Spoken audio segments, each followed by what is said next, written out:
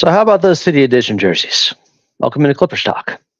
Here we go, Clips fans. Clippers talk with Adam Osland. After every game, download every pod. Clippers talks the name. He's a basketball talking golden god. New episodes after every game on demand. Follow Clippers Talk wherever you get your podcasts. Clippers.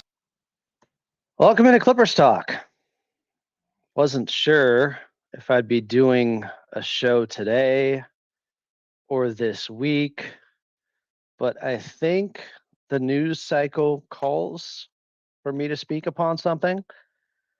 And a lot of people are calling me out.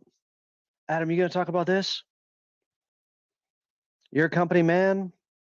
You work for the Clippers, something that, full disclosure, I've said many times here, obviously.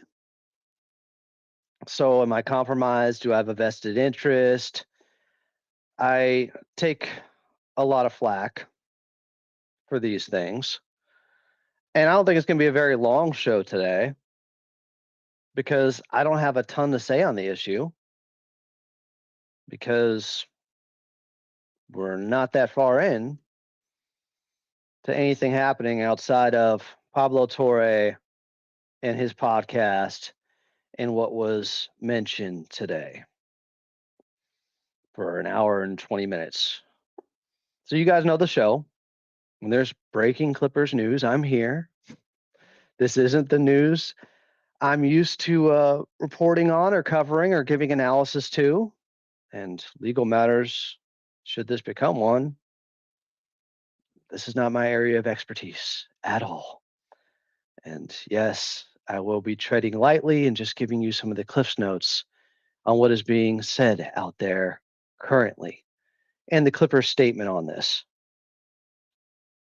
But don't hide from the fact that I'm a Clippers employee, proud of it.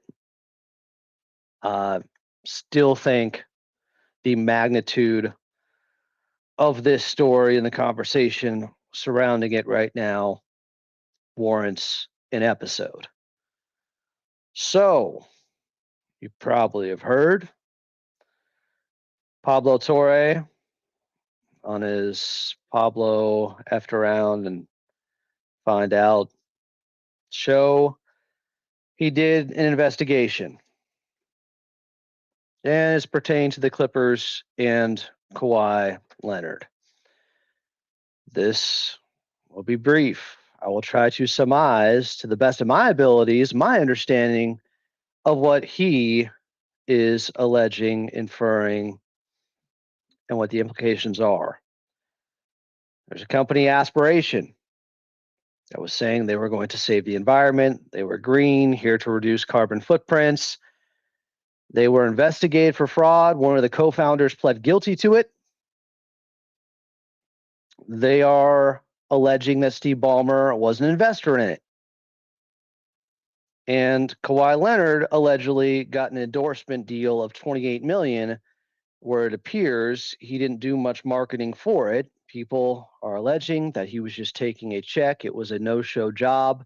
The implication being that it was money on top of his contract and contract extension. Therefore, the Clippers were allegedly circumventing the salary cap.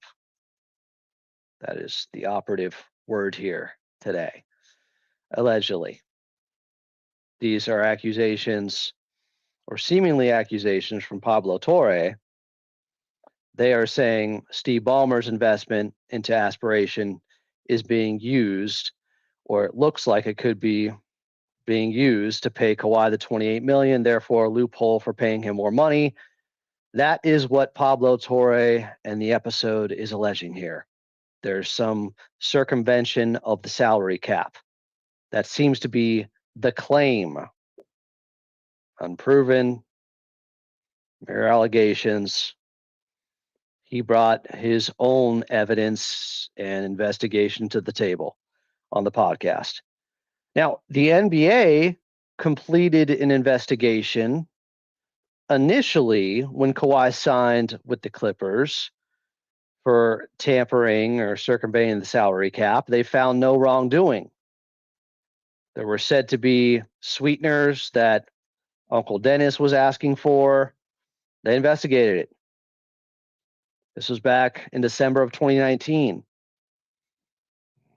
There was no wrongdoing.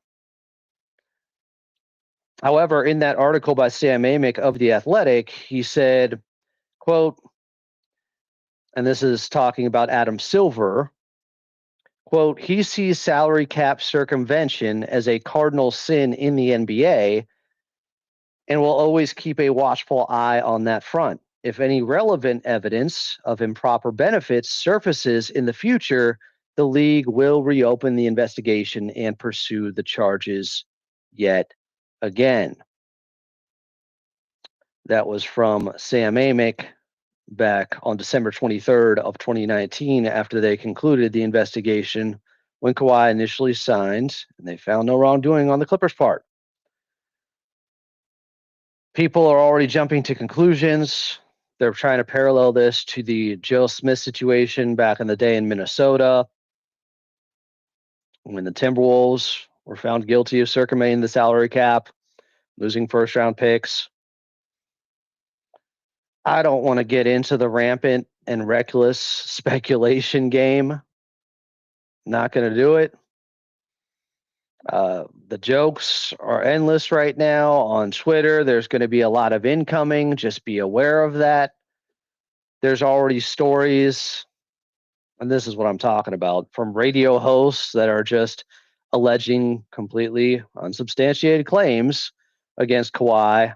There will likely be more of them. Be prepared for it. I thought Nate Jones made some interesting posts kind of on the other side of it. If you want to read those, here's what I would say, Clipper Nation. I would advise everyone to wait till and if there's an investigation by the NBA. Wait for the facts to come out, see where it leads before you draw any conclusions. This is a podcast so far by Pablo Torre. There's nothing definitive here. The Clippers have responded, putting out this statement saying, quote, neither Mr. Ballmer nor the Clippers circumvented the salary cap or engaged in any misconduct related to aspiration. Any contrary assertion is provably false. The team ended its relationship with Aspiration years ago during the 2022-2023 season when Aspiration defaulted on his obligations. Neither the Clippers nor Mr. Ballmer was aware of any improper activity by Aspiration or its co-founder until after the government instituted its investigation. The team and Mr. Ballmer stand ready to assist law enforcement in any way they can. That's all I got for you. There's no need to go any further. Should anything concrete come down, maybe I'll be back to discuss this, even though I'd much rather be discussing basketball. But I thought it was appropriate to at least put together a quick 10-minute show here to give you guys my thoughts or feelings on this because so many people were requesting it. And there's breaking news here with the Clippers. Typically here to cover it. I'm Adam Osland. This has been the shortest episode of Clippers Talk so far.